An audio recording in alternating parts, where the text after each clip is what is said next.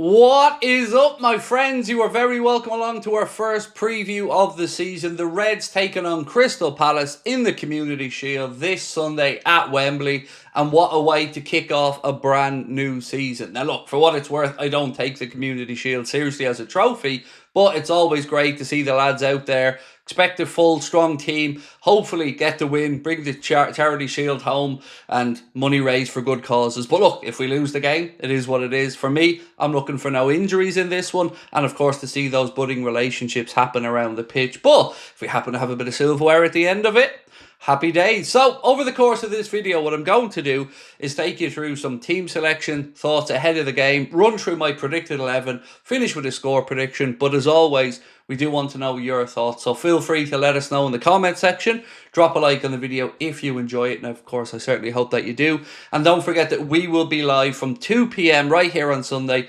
We'll take you right the way through to the final whistle, and then we'll have our match reaction and player ratings videos as well. Now, little twist for this season, if you do want to be part of the Anfield Agenda player ratings, we're going to be posting those links into the Anfield Agenda WhatsApp community, and you can scan the QR code in the bottom right hand corner of the screen there to make sure that you're signed up for that, so you can submit your ratings. Right, let's get cracking. Well, let's start off with a bit of team news, and from the Crystal Palace side, obviously a lot of focus and attention here is going to be on Mark Gay, as he's, well, talked about as a potential target for Liverpool. It'll be interesting to see him out there. We'll get a good look at him this weekend, and for what it's worth, it does feel to me like Isak and Mark Gay are the targets that Liverpool are moving for at this point. We made a video yesterday to say there's no plan B for Isak, and plan B for the central defender situation seems to be Giovanni Leone, who's of interest to Inter Milan. So all focus here will be on Mark Gay.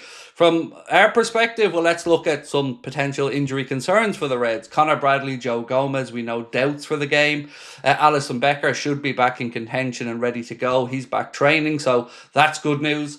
Other than that, though, Alexis McAllister is not an injury concern, but as Arna mentioned in his Community Shield press conference, Alexis McAllister has had 2 full months off, has been playing catch-up, has 30, 45 minutes, so manager said that he could start the game if needed, but he wouldn't be available to play the full 90, so do keep that in mind. Certainly when I'm going through my predicted 11, because a little bit of a spoiler for you, I didn't put Alexis McAllister in it for the very reason that the manager said. So all of that included, that's the team news, I guess, ahead of this one. Normally at this point we'd bring up some statistics around our games with Crystal Palace and that, but of course I don't view this as a fully competitive game, so let's just get straight into the team news.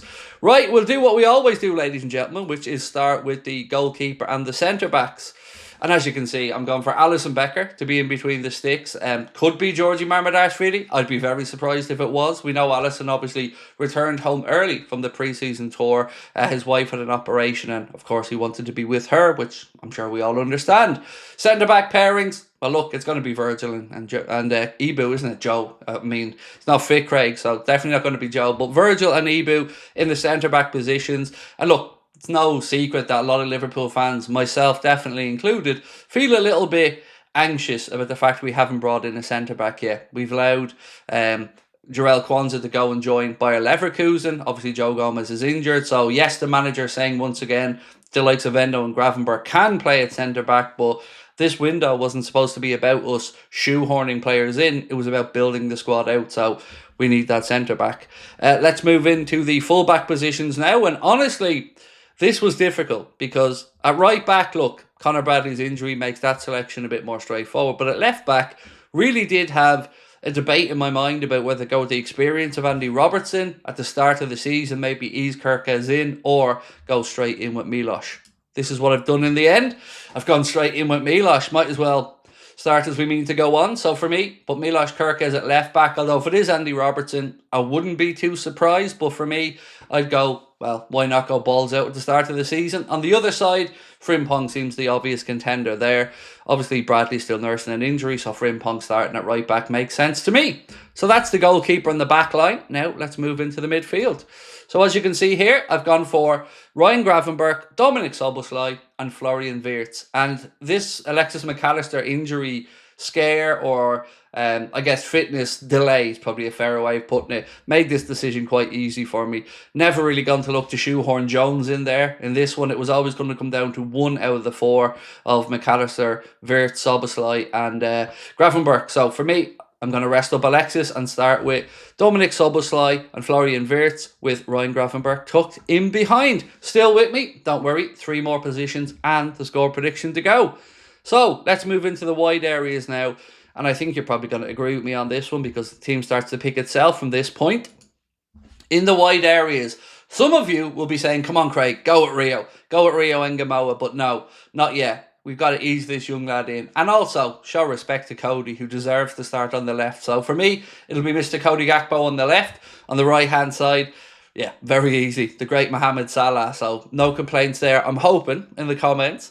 And now through the centre, again, we brought in a new player. New season, let's go. Full on Ugo Ekitike. We will have Ekitisak soon, I believe. But for me, front 3, Salah, Gakpo and Ugo Ekitike. So just to run through one more time, my predicted 11. It is Alisson Becker in goal. Jeremy Frimpong at right back. Milos Kerkez at left back. Centre-back pairing of your captain Virgil van Dijk and Ibrahim Kanade. Hopefully we get good news on Kanade's contract soon. Into midfield, deeper line player, Mr. Ryan Gravenberch. I'm assuming we're going to play a variation of 4-3-3 here. So Dominik Szoboszlai and Florian Wirtz alongside him. Wirtz obviously a little bit more advanced. On the left, Cody Gakpo. On the right, Mohamed Salah. And through the centre, our brand new... Well, I was going to say number 9, but he isn't our number 9. But our brand new striker, number 22, Ugo Ekitike.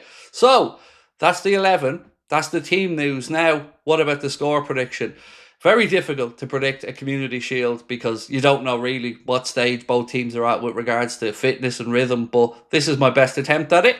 I've gone for Liverpool to win by 3-1. Could be anything this one. Could be a horrible 0-0. Could be a 1-0. But I'm going optimistic and hoping that we get some goals in it. So for me, ladies and gentlemen, I'm going to back Liverpool to bring that Community Shield back to Anfield. If you're heading down to the game, I hope you have a wonderful time. It feels right when the Reds are heading to Wembley, doesn't it? And I know lots of people are getting an opportunity to go to a game like this where tickets at Anfield are like gold dust at this point, aren't they? So 3-1 victory for me, ladies and gentlemen. That is my predicted 11. Now it is over to you guys to let me know your thoughts. And like I've mentioned, don't forget, we'll have our full matchday programme back. If you want to submit your player ratings, make sure that you are signed up to the Anfield Agenda WhatsApp community because Connor is going to be posting the links in there from now on. Make it nice, easier and neat for everybody. So starting at 2 o'clock, watch along, match reaction, player ratings. And the good news that night, we'll also be back with another late night agenda. And I got to say, we've had a fantastic summer here with you all, but we're getting to the serious business of football being back now, and it feels good. It's been a long summer. It's been a positive summer, but ultimately, it's been a summer that leads to wanting this season to get going so we can see what the Reds have in store for us. We'll talk to you soon. Thank you so much for watching. Don't forget to let me know your thoughts below. We'll catch up soon. Bye-bye.